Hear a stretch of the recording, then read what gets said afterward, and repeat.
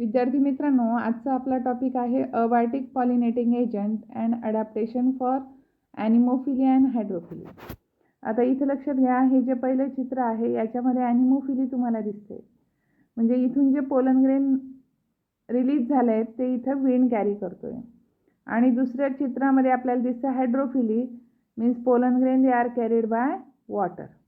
म्हणजे जिथं पाण्याद्वारे परागीकरण होतं त्याला म्हणायचं हायड्रोफिली, आणि जिथं विंडद्वारे होणारे त्याला आपण म्हणायचं ॲनिमोफिली.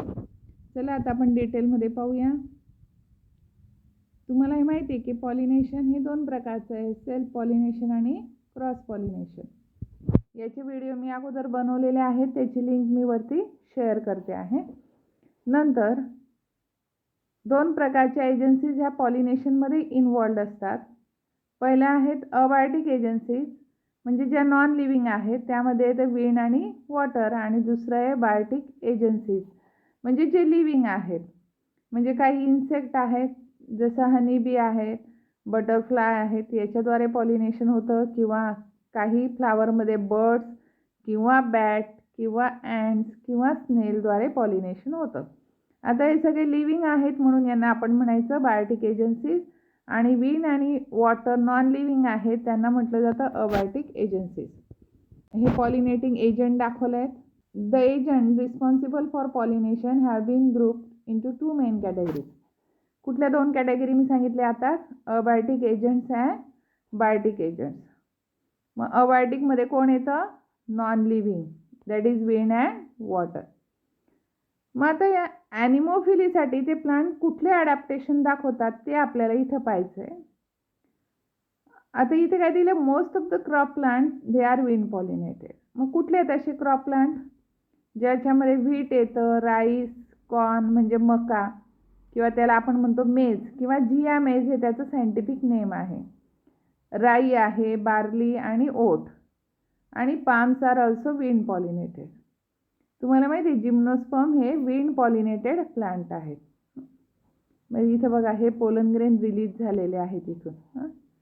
आता पुढे पाहूया कुठले अडॅप्टेशन दाखवतो. मग या प्लांटमध्ये फ्लावर कसं असतं? स्मॉल. इथं एनलार्ज दाखवलं आहे, पण इथं लक्षात घ्या, इथं हजारो फुलं आहेत या कणसामध्ये. मग फ्लावर कसं आहे? स्मॉल आहे. इनकॉन्स्पिक्युअस म्हणजे ठळक नाही, असं गुलाबाच्या फुलासारखं किंवा जास्वंदाच्या फुलासारखं ते ठळक नाही. कलरलेस. ज्वारीचं फूल आठवा, बाजरीचं फूल, कलर दिसतोय का तुम्हाला? नाही. नंतर नेक्टर नसतो त्यामध्ये. नेक्टर हे शुगरी सबस्टन्स असतं, ते यांच्यामध्ये ॲब्सेंट असतं. आणि फ्रॅग्रन्स म्हणजे त्याला स्मेल किंवा ओडर नसतो. आता दुसरं अडॅप्टेशन पाहूया.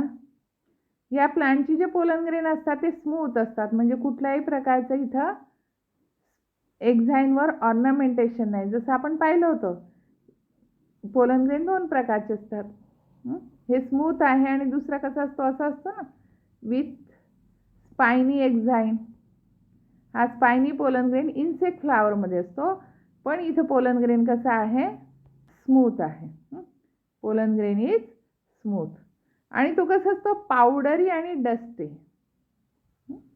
म्हणजे तो स्टिकी नाही, चिकट नाही, तो पावडरी आणि डस्टी असणार आहे. आणि लार्ज नंबरमध्ये पोलन ग्रेन ह्या प्लांटमध्ये प्रोड्यूस होतात. का? Considering wastage of pollen grain. काय असतं? जर समजा विंडची डायरेक्शन फेवरेबल नसेल, हे एक प्लांट इकडे आहे, दुसरं प्लांट इकडे आहे, वाऱ्याची डायरेक्शन नेहमी अशी किंवा अशी असणार नाही. मग ती अनफेवरेबल डायरेक्शनमध्ये पण असू शकते, अशी असू शकते किंवा अशी असू शकते. त्यावेळेला पॉलिनेशन होणार नाही, म्हणजे पोलन ग्रेन आहे ते वाया जातील. मग हे कन्सिडर करून इथं काय, लार्ज नंबरमध्ये पोलन ग्रेन प्रोड्यूस होतात. पुढचे कॅरेक्टर आहे स्टिग्मा फिदरी. आता इथं बघा, हा स्टिग्मा आहे, हा स्टिग्मा आहे. तुम्हाला माहिती आहे, एका इन्फ्लोरेसन्स त्याच्यामध्ये थाउजंड्स ऑफ फ्लावर आहे, त्यामुळे प्रत्येक फ्लावरचा हा स्टिग्मा आहे. तर तो स्टिग्मा कसा इथं असा फिदरी आहे. आणि असा फिदरी असल्यामुळे काय होतं?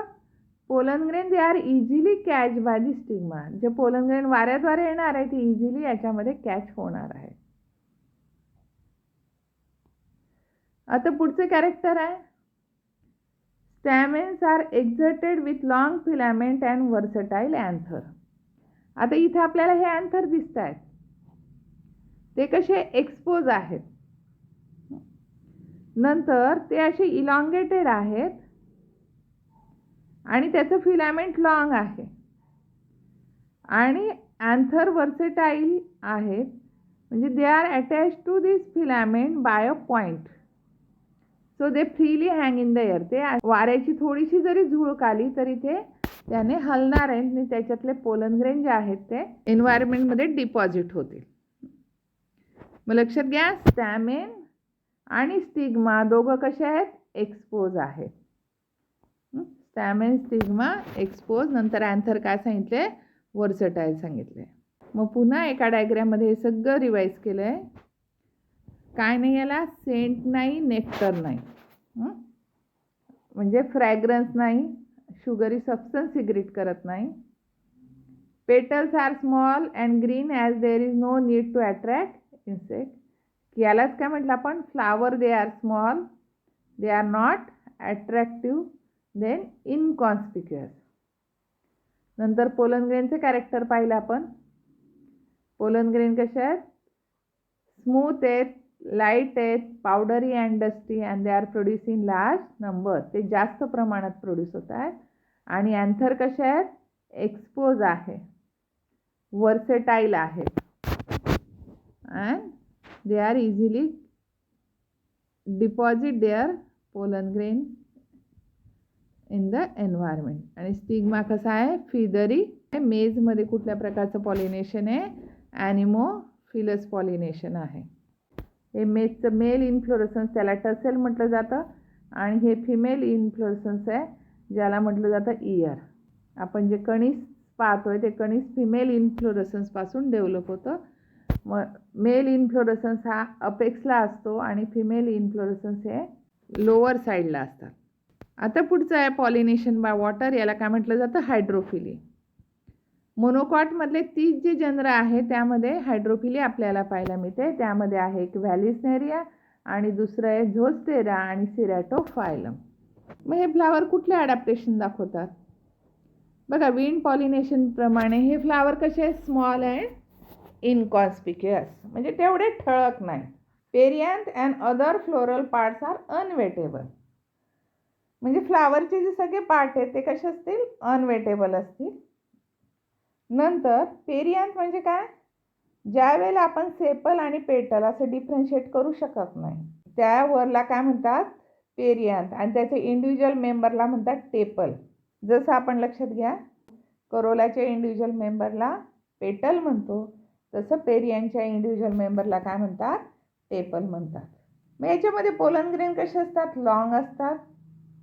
म्हणजे झोस्टेरामध्ये पाहिलं ना तुम्ही, झोस्टेरामध्ये अशी नीडल लाईक पोलन ग्रेन असतात. Pollen grain they are needle like in case of झोस्टेरा.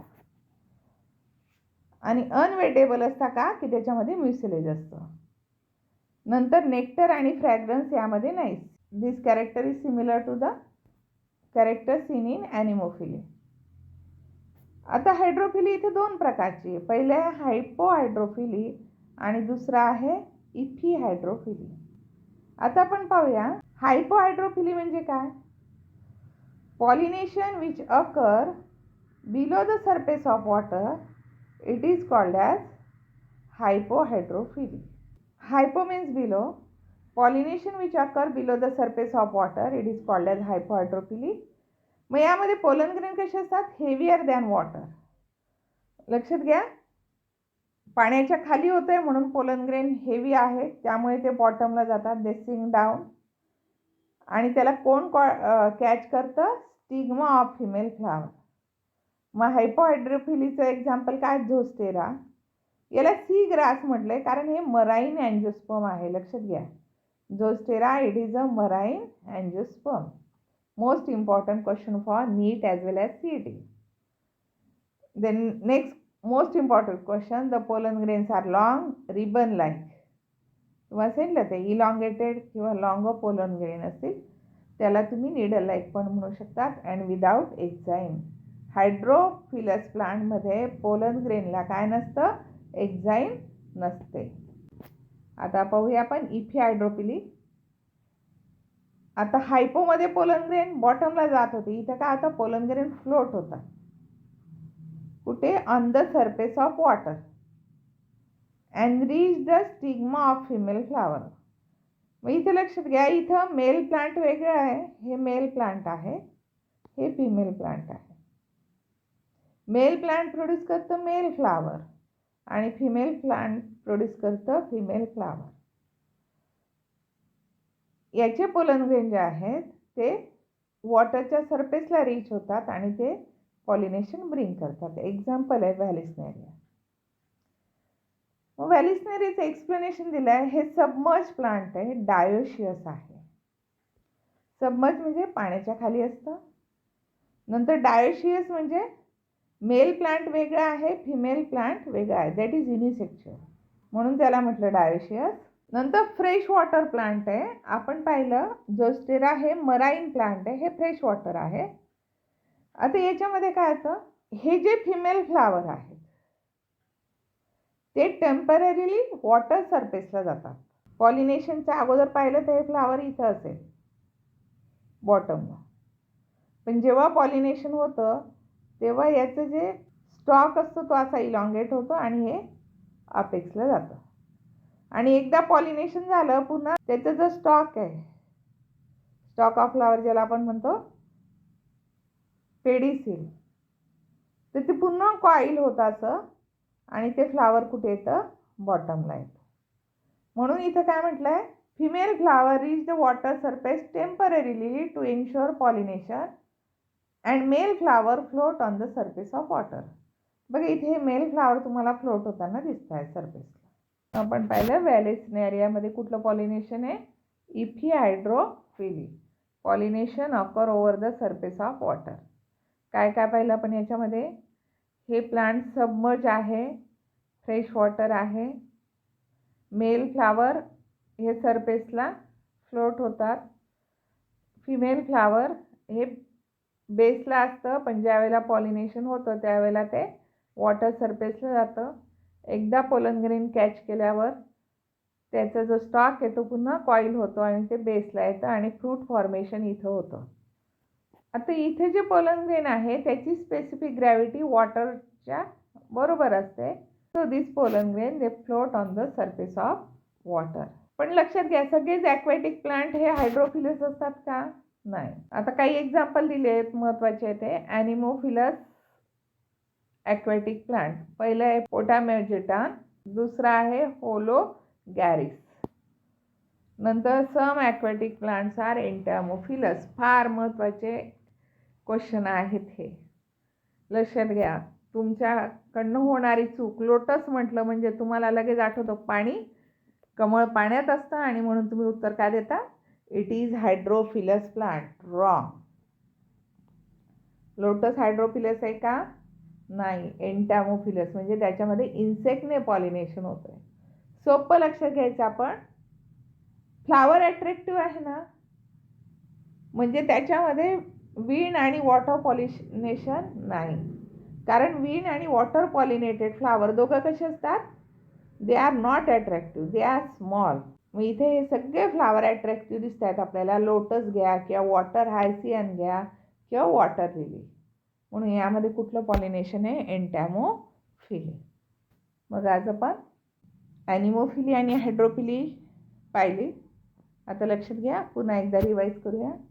Wind pollinated प्लांटमध्ये काय नसतं, सेंड नसतो त्या फ्लावरला, पेटल स्मॉल असतात, नंतर नेक्टर नसतो, अँथर वर्सेटाईल असतात, पोलन ग्रेन